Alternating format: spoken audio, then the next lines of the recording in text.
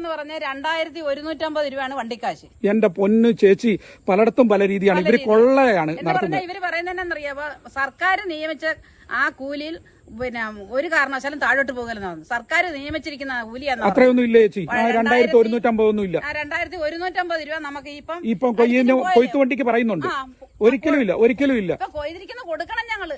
എന്താ ചെയ്യാ കൊയ്തിട്ടിട്ട് ഒരു മാസത്തിന് മേളിലായി. അത് കൊണ്ടുപോയിട്ടില്ല. അത് ഇതുവരെ കൊണ്ടുപോയി. ഇനിയിപ്പോ അത് കിളുത്ത് കാണത്തില്ലേ?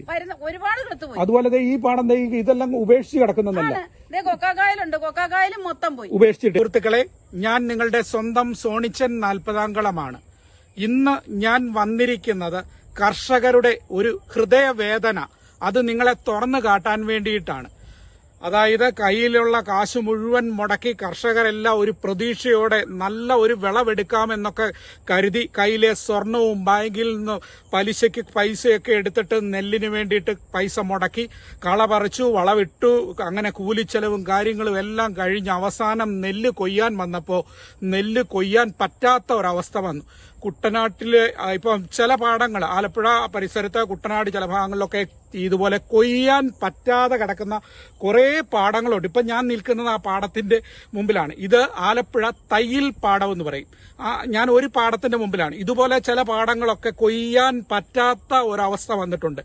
ഒന്നോർത്ത് നോക്കിയ കർഷകരുടെ നെഞ്ചിലെ തീ എന്താണെന്ന് എനിക്കറിയാം. കാരണം ഞാനൊരു കർഷകനായതുകൊണ്ടാണ് ഇതുപോലെ പല പാടങ്ങളിലും പോയി കർഷകർക്ക് വേണ്ടിയിട്ട് ഇടയ്ക്കിടയ്ക്ക് വീഡിയോസും കാര്യങ്ങളും ഒക്കെ ചെയ്യുന്നത്. കാരണം എനിക്കും കുറച്ച് സ്ഥലങ്ങളുണ്ട്. അപ്പം കർഷകരുടെ വേദന എന്താണ്, അവരുടെ ബുദ്ധിമുട്ട് എന്താണ്, അവരുടെ പ്രയാസം എന്താണെന്ന് എനിക്ക് നന്നായിട്ട് അറിയാം. അതുകൊണ്ടാണ് ഞാൻ ഇത്ര ബുദ്ധിമുട്ട്. ഇപ്പം സമയം ഏതാണ്ട് ഒരു 6:30 സന്ധ്യയായി. അപ്പോൾ ഇങ്ങനെ ഒരു അവസ്ഥ ഇവിടെ ഉണ്ടെന്ന് ഈ നാട്ടുകാർ പറഞ്ഞപ്പോൾ എനിക്കിത് വന്ന് കണ്ടപ്പോൾ എനിക്ക് ആദ്യം പറഞ്ഞപ്പോൾ ഇത്ര ഇത് ഫീൽ ചെയ്തില്ല. പക്ഷെ വന്ന് കണ്ടപ്പോൾ എന്റെ ഹൃദയം തകർന്നു പോയി സഹോദരങ്ങളെ. കാരണം ഇതുപോലെ കൊയ്യാതെ കിടക്കുന്ന എത്രയോ പാടങ്ങൾ ആലപ്പുഴ പരിസര പ്രദേശത്തുണ്ടെന്നറിയാമോ? ഒന്നോർത്ത് നോക്കിക്കേ, ഈ അന്നമില്ലെങ്കിൽ നമുക്ക് എന്തെല്ലാം സൗഭാഗ്യങ്ങൾ ഉണ്ടായിട്ട് എന്താണ് കാര്യം? ഉള്ളിലേക്ക് കഴിക്കാൻ നമുക്ക് ഭക്ഷണം കിട്ടാതെ നമുക്ക് വികസനമുണ്ട്, അതുണ്ട്, ഇതുണ്ട് എന്നൊക്കെ പറഞ്ഞിട്ട് ഇതിൽ എന്ത് കാര്യം? കർഷകരെ മറന്നുകൊണ്ട് ഒരു തീരുമാനം എടുക്കരുത്. എനിക്ക് ബഹുമാനപ്പെട്ട ഗവൺമെന്റിനോടും അതുപോലെ പ്രതിപക്ഷത്തോടും ഒക്കെ അപേക്ഷിക്കാനുള്ള, മന്ത്രിമാരോടൊക്കെ, എനിക്ക് രാഷ്ട്രീയമായിട്ടൊന്നുമല്ല ഞാൻ ഈ പറയുന്നത്. എനിക്ക് ആ ഒരു കാഴ്ചപ്പാട് നിങ്ങൾ മാറ്റിവെക്ക്. കർഷകരുടെ വേദന, അവരുടെ ബുദ്ധിമുട്ടും കണ്ടിട്ട്, ഈ പാടത്തിലെ ആൾക്കാരുടെ നെഞ്ചിലെ വിഷമം കണ്ടിട്ട് ഞാനൊരു വീഡിയോ ചെയ്യാനായിട്ട് വന്നതാണ്. കാരണം അവരുടെ ചില ആൾക്കാർ എന്നോട് പറഞ്ഞു, ഇങ്ങനെ പാടത്ത് കൊയ്യാൻ കിടക്കുന്നു, ഇനി ഞങ്ങൾ ഉപേക്ഷിച്ചു, ഈ ഉപേക്ഷിച്ച പാടമാണിത്, ഇനി എന്ത് ചെയ്യും? ഇത്രയും കാശ് മുടക്കിയിട്ട്. ഇനി ഇവരൊക്കെ ഒരു ആത്മഹത്യയുടെ വക്കിലാണ് സത്യം പറഞ്ഞു. ഇതുപോലെ എത്ര പേരുണ്ടെന്നറിയോ നമ്മുടെ സമൂഹത്തിൽ?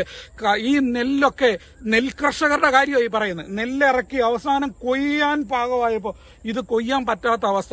കാരണം വണ്ടിക്കാർക്ക് കൊടുത്താൽ മുതലാകത്തില്ല. അതുകൊണ്ടാണ് ഇത് ഉപേക്ഷിക്കുന്നത്.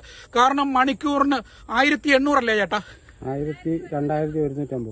പലയിടത്തും പല രീതിയാണ്. ഗവൺമെന്റ് ഇത് ശ്രദ്ധിക്കണം. ചിലയിടത്ത് 1800 എന്ന് പറയുന്നു, ചിലയിടത്ത് 1900 എന്ന് പറയുന്നു, 2100 എന്ന് ഇവര് പറയുന്നു. അപ്പൊ ആ ചേച്ചി പറയുന്നു 2150 ഈ പാടത്തിറക്കുന്നത്. ചില പാടത്ത് 1900. ഇങ്ങനെ പലയിടത്തും പല രീതിയാണ്. ഗവൺമെന്റ് ഇതൊന്ന് ശ്രദ്ധിക്കണേ. ആ ഗവൺമെന്റ്, എനിക്ക് ബഹുമാനപ്പെട്ട മുഖ്യമന്ത്രിയോട്, മന്ത്രിമാരോട്, കൃഷിമന്ത്രിയോട്, സഹമന്ത്രിമാരോട്, പ്രതിപക്ഷത്തോട് എല്ലാം, എനിക്ക് ഇത് കാണുന്ന ജനങ്ങളോട് എനിക്ക് നിങ്ങളോട് പറയാനുള്ളത്, ഇതൊന്ന് നിങ്ങൾ കാണണം. നിങ്ങൾ ഇത് മന്ത്രിയെ അറിയിക്കുക, മുഖ്യമന്ത്രിയെ അറിയിക്കുക, ഷെയർ ചെയ്യ്, അതുപോലെ കൃഷിമന്ത്രിയെ അറിയിക്കുക. ഹൃദയത്തിൽ നിന്ന് വരുന്ന വേദനയാണ് ഞാൻ പറയുന്നത്. ഞാനും ഒരു കർഷകനാണ്, എനിക്കതിന്റെ വേദന അറിയാം. കാരണം ഇത്രയും കൂലിയും ഒക്കെ കൊടുത്ത് വളമൊക്കെ ഇട്ട് ഈ പണിയെല്ലാം ചെയ്തു, വളമൊക്കെ ഇട്ടെല്ലാം ലാസ്റ്റ് സ്റ്റേജിൽ കൊയ്യാൻ വരുമ്പോൾ അവർക്ക് കൊയ്യാനുള്ളത് നെല്ലിന്റെ പൈസ വണ്ടിക്ക് കൊടുക്കാനായിട്ട്, അത് കഴിഞ്ഞാൽ പിന്നെ നെല്ലിന് പൈസ ഒന്നുമില്ല. അതിന്റെ ഇടയിലാണ് 10-20 കിലോയൊക്കെ കുറയ്ക്കുമെന്നൊക്കെ പറയുന്നത്. 45 വരെ പറഞ്ഞിരിക്കുക കേട്ടോ. ഇവിടെ 40 കിലോ. എന്റെയൊക്കെ നാട്ടിൽ 5 കിലോ ആയിരുന്നു തുടക്കം. കൊയ്ത്തിന്റെ തുടക്കത്തിൽ 5 കിലോ ആയിരുന്നു. പിന്നീട് അത് 10 അത് കഴിഞ്ഞിട്ട് പിന്നീട് 15 ചിലടത്ത് ഞാൻ 20 കേട്ടു. ഇവിടെ വന്നപ്പോ ഈ ചേച്ചിയൊക്കെ പറയുന്നു 40-45 എന്ന്. കർഷകനൊക്കെ പറയും. ഇന്നതാ ഈ കർഷകൻ നെഞ്ചുരുക്കി പറയുന്നതാണ്. ഞാൻ നിങ്ങളെ ഇപ്പൊ കേൾപ്പിക്കാം. നെഞ്ചുരുക്കി പറയുകയാണ് 45. ഈ 45 കിലോയും കൂടെ കൊടുത്താൽ ഇവർക്ക് എന്ത് കിട്ടും? എന്താണ് ഇവരുടെ അവസ്ഥ? ഞാൻ അവരോട് തന്നെ ചോദിക്കാം, അവര് പറയട്ടെ. ഈ തൈപ്പറമ്പ് പാടത്തിലെ ബാബു എന്ന ഒരു തൈ കായൽ എന്ന് പറഞ്ഞ ഈ പാടശേഖരത്തിലെ ബാബു അല്ലേ? ബാബു എന്ന് പറഞ്ഞ ചേട്ടൻ അദ്ദേഹത്തിന്റെ കൃഷിയുടെ അവസ്ഥയെപ്പറ്റി വളരെ ദയനീയമായി വിവരിക്കുമ്പോൾ ഇത് കേട്ടു നിൽക്കുന്ന ആൾക്കാരുടെ ഹൃദയം തകരാതിരിക്കില്ല. കാരണം അദ്ദേഹത്തിന്റെ വേദനയാണ് അദ്ദേഹം പങ്കുവയ്ക്കുന്നത്. ചേട്ടാ, എന്താണ് നിങ്ങളുടെ അവസ്ഥ, ഒന്ന് പറയാമോ? ഞങ്ങൾ ഈ 3 വളമിട്ട് 3 മരുന്നടി ഇതെല്ലാം ചെയ്ത് നല്ല രീതിയിൽ വന്ന ഉപ്പ് കയറി വന്നപ്പോൾ തന്നെ സർക്കാരിന്റെ ശ്രദ്ധയിൽ ഇത് പെടുത്തിയതാണ് ഈ പാടശേഖരം. അല്ല, ഇത് ഞാനൊരു കാര്യം ചോദിച്ചോട്ടെ, ഈ ഉപ്പ് കയറുമ്പോ അത് ഇത് അറിയരുത്, ഇവിടെയുള്ള ജനപ്രതിനിധികൾക്ക് അറിയില്ലേ ഇവിടെ നെൽപ്പാടം ഉണ്ടെന്നൊക്കെ? അറിയാം. അതുകൊണ്ട് അവര് ചെയ്ത തന്നെ അവര് ഈ പിന്നെ തോട്ടപ്പള്ളിയിൽ അതൊന്ന് അടയ്ക്കണമെന്ന് പറഞ്ഞിട്ട് അവിടെ പാലം പണി നടക്കുകയാണ്, ചെയ്യാൻ പറ്റുകയെന്ന് അവര് പറയുന്നത്. ഒന്ന് ശ്രദ്ധിച്ച് കേൾക്കുക. കണ്ടോ, ഇതാണ് അത് ചെയ്യാഞ്ഞതാണ് ഈ പാടശേഖരം എല്ലാം ഇത്ര നഷ്ടത്തിൽ വന്ന്. ഇപ്പൊ എന്ത് ചെയ്യണമെന്ന് അറിയാൻ വയ്യ. ഇന്നെന്തേ കൃഷി വകുപ്പ് മന്ത്രിയുടെ ഓഫീസിൽ ചേർത്തലേ പോയിച്ചു വന്നതാ. നിങ്ങൾ അവിടെയൊക്കെ പോയി കരഞ്ഞപേക്ഷിച്ചിട്ടും അവര് ചെവിക്കൊള്ളുന്നില്ല. ഇന്ന് ചെന്നിട്ട് പോലീസുകാർ അങ്ങോട്ട് കയറ്റുകയല്ല. പോലീസുകാരാണ് ഞങ്ങളെ കണ്ട് ബഹളം ഉണ്ടാക്കാൻ ചെന്നാണെന്നോ വഴക്കുണ്ടാക്കാൻ ചെന്നാണെന്നുള്ളത്. ഞങ്ങൾ പറഞ്ഞു, സാറേ ഞങ്ങൾക്കിത് പുള്ളിയെ കണ്ട് കാര്യങ്ങൾ പറയണം പറഞ്ഞ്. അവിടെ ഏത് ഓഫീസിലാണ് നിങ്ങൾ പോയത്? കൃഷി ഓഫീസിലോ? കൃഷിഭവന്റെ കൃഷിയുടെ കൃഷി ഓഫീസറെ കണ്ട് കാര്യങ്ങൾ പറയാൻ വേണ്ടി പോയതാ? ഓഫീസറല്ലെന്ന്, കൃഷി വകുപ്പ് മന്ത്രിയുടെ പോയത്. കൃഷി ഓഫീസർ മന്ത്രിയുടെ വീട്ടിൽ പോയിട്ട് അവർ കയറ്റിവിടുന്നില്ല. നിങ്ങൾ വഴക്കുണ്ടാക്കാൻ ചെന്നതാണെന്നോ പ്രശ്നം ഉണ്ടാക്കാൻ ചെല്ലുന്നതാണെന്നോ പറയുന്നത്. ഞങ്ങള് പിന്നെ കാര്യങ്ങളെല്ലാം പറഞ്ഞപ്പോ പിന്നെ അവര് പറഞ്ഞേ മന്ത്രി ഇല്ല, നിങ്ങൾ ഇവിടെ ഇരുന്നിട്ട് കാര്യമൊന്നുമില്ലെന്നും പറഞ്ഞ് ഞങ്ങൾ 1 മണി വരെ അവിടെ ഇരുന്ന് കഴിഞ്ഞപ്പോ പിന്നെ അതിന്റെ ഒരു ഉദ്യോഗസ്ഥൻ തന്നെ പുള്ളിയെ വിളിച്ചിട്ട് കാര്യങ്ങൾ പറഞ്ഞു. ഇന്ന കണക്ക് കുറെ ആളുകൾ ഇവിടെ വന്നിരിക്കുകയാണ്, അവര് പോവുകയെന്നും പറഞ്ഞിരിക്കുകയെന്ന് പറഞ്ഞു.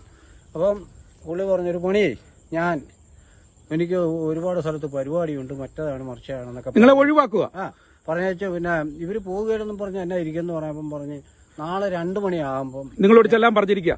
ആലപ്പുഴ CPIയുടെ ഓഫീസിൽ വരണം, 2 മണിക്ക് വരണം. അല്ല, നിങ്ങൾക്ക് പ്രതീക്ഷയുണ്ടോ ഇതിന് എന്തെങ്കിലും അവര് നഷ്ടപരിഹാരം തരുമെന്ന്? ചെയ്യുമെന്ന് തോന്നുന്നില്ല. കാരണം ഇതെല്ലാം ഇതുപോലെ വേറെ പാടങ്ങളും ഉണ്ട് കൊയ്യാതെ ഉപേക്ഷിക്കുക. കൊയ്യാതെ ഉണ്ട്, കൊയ്തിട്ടതല്ല ഈ കിടക്കുന്നതല്ല, എടുക്കാതെയും പോകുന്നുണ്ട്. അങ്ങനെയുണ്ട്. ഇത് കൊയ്യാത്ത പാടം, ഇത് ഉപേക്ഷിച്ചു കഴിഞ്ഞു. ഇത് ഇറങ്ങി വണ്ടി ഇറങ്ങി കൊയ്തിട്ട് പിന്നെ നെല്ല് വീഴുന്നില്ല. ഇല്ല, പിന്നെ അത് നിങ്ങളുടെ കയ്യിൽ നിന്ന് കാശ് പോവുക.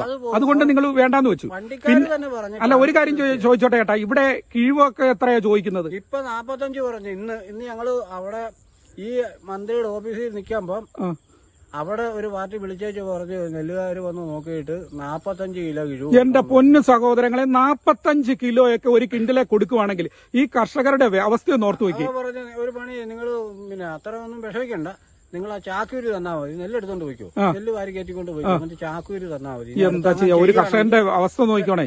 ചെയ്യുകയാണെങ്കിൽ ചാക്കൂരി വേണമല്ലോ, അതിന് നിങ്ങൾ ചാക്കൂരി തന്നാ മതി എന്ന് വരെ പറഞ്ഞു. കാരണം അപ്പുറത്തെ പാടത്ത് 15 കിലോ എടുത്തു. പിന്നൊരു കാര്യം ഞാൻ ചോദിച്ചോട്ടെ ചേട്ടാ, ഇനി അതായത് നിങ്ങളിപ്പം നിങ്ങളുടെ കയ്യിലെ സ്വർണവും അതുപോലെ ഭാര്യയുടെ മക്കളുടെ ഒക്കെ സ്വർണവും പണയം വെച്ചു, അതുപോലെ ബാങ്കിൽ നിന്ന് ലോണൊക്കെ എടുത്തിട്ടല്ലേ കൃഷി ചെയ്തിരിക്കുന്നത്. ഇതിപ്പോ ഈ പൈസ നിങ്ങൾ എന്ത് ചെയ്യും?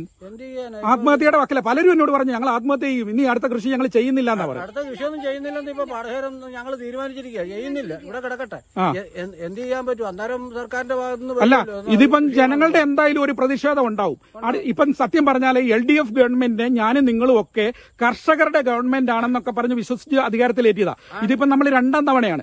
ഞാനും ഒക്കെ ഈ ഗവൺമെന്റിൽ ഒരുപാട് വിശ്വസിച്ച ആളാണ്. നിങ്ങൾ ഇവിടെ നിന്ന് ഒരുപാട് ആൾക്കാരും എന്നോട് അങ്ങനെ പറഞ്ഞു. പക്ഷെ ഇപ്പോ എല്ലാവർക്കും നിരാശയാണ്. ഇപ്പോ നമ്മളെ സംരക്ഷിക്കേണ്ട ഗവൺമെന്റ് ഇങ്ങനെ നമ്മളെ കൈ ഒഴിഞ്ഞാലുള്ള അവസ്ഥയൊന്നും ഓർത്തു വയ്ക്കുക. ഈ കർഷകരാണ് നാടിന്റെ നട്ടല്. ഈ നട്ടല് തകർത്തോണ്ട് ഇവർ എന്തെല്ലാം വികസനം നേടിയാലും അത് വിജയിക്കുമോ? ഞങ്ങളുടെ കൗൺസിലർ എന്ന് പറയുന്ന ആള് ഇന്ന് വരെ ഈ പാടശേഖരത്തിൽ ഇങ്ങനെ വന്നിട്ടില്ല. എന്താണ് പുള്ളി ഈ മുനിസിപ്പാലിറ്റിയിലെ ചെയർപേഴ്സൺ ആയിട്ടുള്ള ആളാണ്. ഇങ്ങോട്ട് തിരിഞ്ഞു നോക്കിയിട്ടില്ല.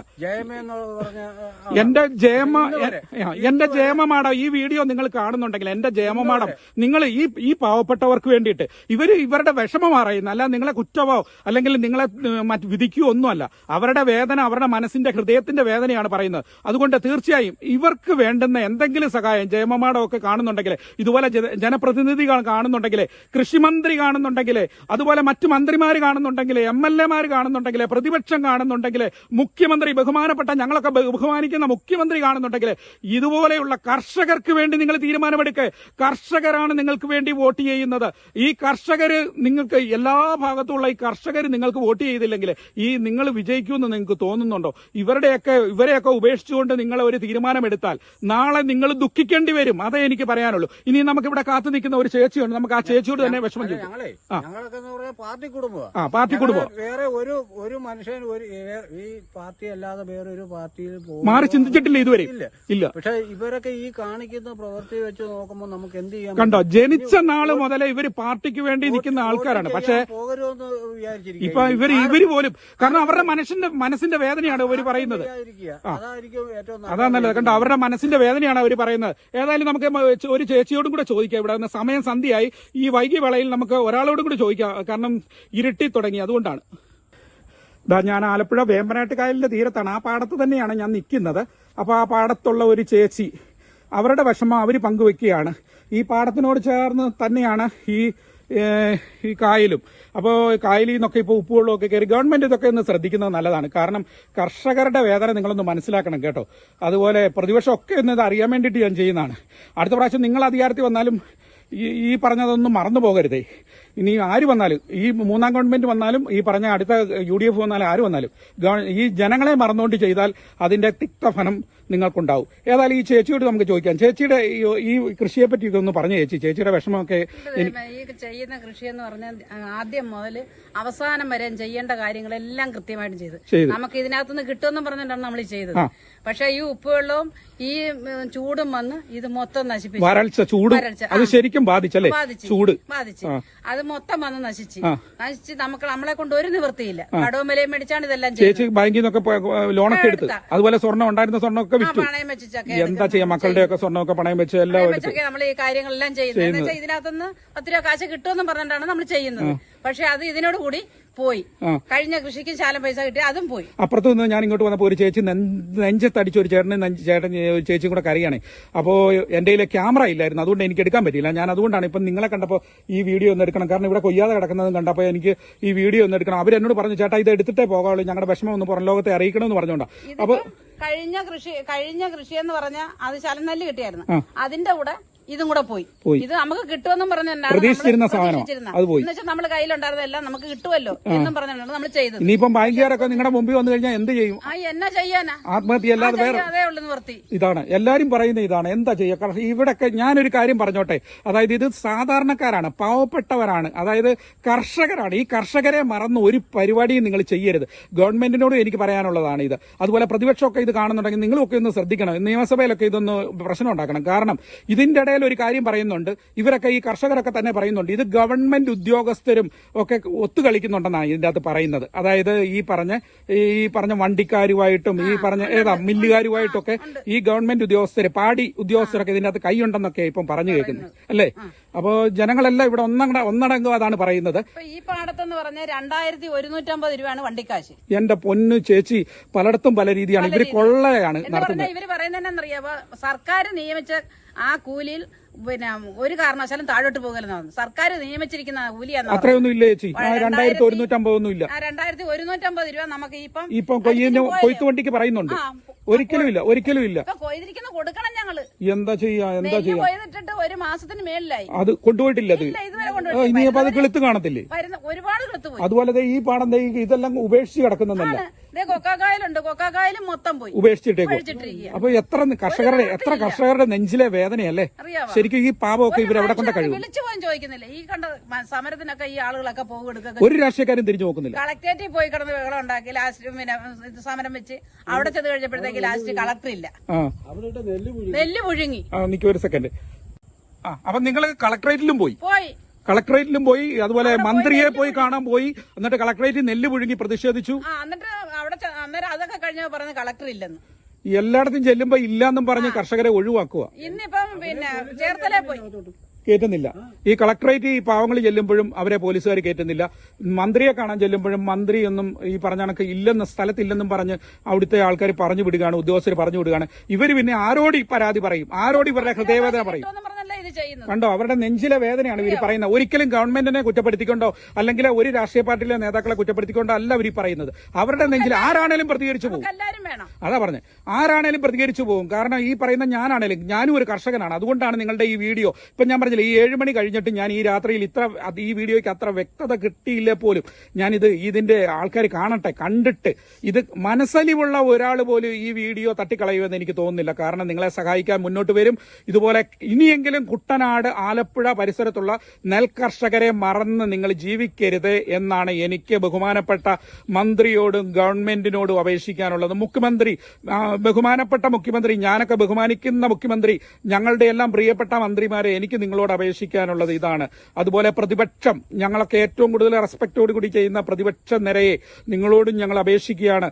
ആരടുത്ത പ്രാവശ്യം അധികാരത്തിൽ വന്നാലും നിങ്ങൾ വെറുപ്പിച്ചാൽ ഒരു കാരണവശാലും നിങ്ങൾക്ക് തുടർഭരണം കിട്ടില്ല. ഇപ്പോഴെങ്കിലും നിങ്ങൾ ഒരു തിരുത്തലിന് തയ്യാറാകൂ. കാരണം ഇവിടെയുള്ള ജനങ്ങളൊക്കെ നെഞ്ചിൽ തീയായിട്ടാണ് സംസാരിക്കുന്നത്. കാരണം ആത്മഹത്യ അല്ലാതെ അവരുടെ മുമ്പിൽ വേറെ വഴിയില്ലെന്നാണ് പറയുന്നത്. കാരണം എന്ത് ചെയ്യും? അവരുടെ ബാങ്കുകാർ വന്ന് ഇത് ജപ്തി ചെയ്യാൻ വന്നു കഴിഞ്ഞാൽ ഇവരെന്ത് ചെയ്യും? അവരുടെ ഉള്ള ഇതെല്ലാം ബാങ്കിൽ പണയം വെച്ചിട്ടാണ്, അതുപോലെ വസ്തു ഈടൊക്കെ വെച്ചിട്ടാണ് അവർ വന്നിരിക്കുന്നത്. ഇനി എന്തെങ്കിലും ഗവൺമെന്റ് ഇതിനൊരു തീരുമാനം എടുക്കണമെന്ന് മാത്രമേ എനിക്ക് അപേക്ഷിക്കാനുള്ളൂ.